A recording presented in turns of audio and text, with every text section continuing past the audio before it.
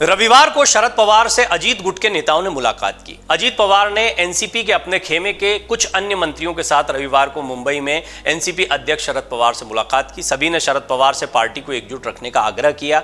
चाचा के खिलाफ बगावत करके 2 जुलाई को शिंदे सरकार में शामिल होने के बाद अजीत पवार के नेतृत्व वाले समूह की ये शरद पवार के साथ पहली बैठक थी। अजीत पवार ने एनसीपी मंत्रियों हसन मुशर्रफ, छगन भुजबल, अदिति तटकरे और दिलीप वलसे पाटिल के साथ वाई चौहान सेंटर में मुलाकात की। 3 दिन पहले ही शरद पवार और सुप्रिया सुले से अजीत पवार भी मुलाकात कर चुके हैं। इसके बाद काफी सुगबुगाहट हुई थी। देखिए, लेकिन यहां पर बहुत स्पष्ट समझ लीजिए, अजीत पवार चाहते हैं कि शरद पवार का उनको आशीर्वाद मिले और वो शिंदे सरकार में शामिल जरूर हो गए, लेकिन इसके बावजूद वो जानते हैं कि ना तो फडणवीस उनका चेहरा है, ना एकनाथ शिंदे उनका चेहरा है। उनका चेहरा है शरद पवार। लिहाजा शरद पवार का एनसीपी के किसी भी खेमे के साथ रहना बहुत महत्वपूर्ण है। अब वो सरकार में है, इसको लेकर कई तरह की थ्योरीज दी जाती रही हैं कि क्या शरद पवार की सहमति थी। हालांकि शरद पवार इससे इनकार करते रहे। इतनी बड़ी जो फूट आपको देखने को मिल रही है, इससे बहुत स्पष्ट हो जाता है कि शरद पवार इसके बहुत खिलाफ हैं। अब वो नहीं चाहते थे कि एनडीए के साथ में जाएं और वो विपक्षी एकजुटता के मंच पर जिस तरह से दिखाई दे रहे हैं और अजीत पवार जैसे एनडीए के साथ दिखाई दे रहे हैं, प्रधानमंत्री मोदी को ताकतवर करने की बात करें 2024 में, उससे भी विरोधाभास या विरोध जो है बहुत स्पष्ट दिखाई देता है। लेकिन इस सब के बीच में मुलाकातों का ये दौर समझना बहुत अहम है। अजीत पवार शुक्रवार को एनसीपी अध्यक्ष की पत्नी प्रतिभा पवार से मिलने के लिए उनके आधिकारिक आवास सिल्वर ओक भी गए थे।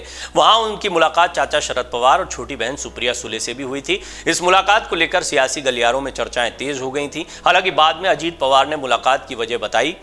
अजीत का कहना था कि वो अपनी चाची से मिलने और उनका स्वास्थ्य जानने के लिए गए थे। उनकी एक सर्जरी हुई है, हाथ की सर्जरी थी, जिसके बाद डिस्चार्ज कर दिया गया था उनको और इसीलिए मिलने गए थे। अजीत पवार ने कहा था कि उन्हें चाचा ने शिक्षा विभाग से जुड़ा एक लेटर भी दिया। ये लेटर 2021-22 का है। उन्होंने कहा कि शरद पवार उनके लिए प्रेरणा स्रोत हैं और आदरणीय भी हैं। उनके चैम्बर में अब भी शरद पवार की तस्वीर है। अजीत को अपनी चाची प्रतिभा का करीबी माना जाता है। प्रतिभा पवार की दक्षिण मुंबई के ब्रीच कैंडी अस्पताल में हाथ से जुड़ी एक सर्जरी हुई थी। 2 जुलाई को अजीत पवार गुट के 9 विधायकों ने मंत्री पद की शपथ ली थी। अब तो मंत्रिमंडल का या पोर्टफोलियो का वितरण भी हो गया है और जो चाहते थे अजीत पवार वो उनको मिल गया है। 2 जुलाई को एनसीपी के 9 विधायक शिंदे कैबिनेट में शामिल हुए थे। इनमें अजीत पवार को डिप्टी सीएम बनाया गया था। इसके अलावा 8 अन्य विधायकों छगन भुजबल, धनंजय मुंडे, अनिल पाटिल, दिलीप वलसे पाटिल, धर्मराव अत्राम, संजय बंसोड़े, अदिति तटकरे और हसन मुशर्रफ ने भी मंत्री पद की शपथ ली थी। एनसीपी के 9 मंत्रियों को मिलाकर महाराष्ट्र में अब 29 कैबिनेट मंत्री हो गए हैं।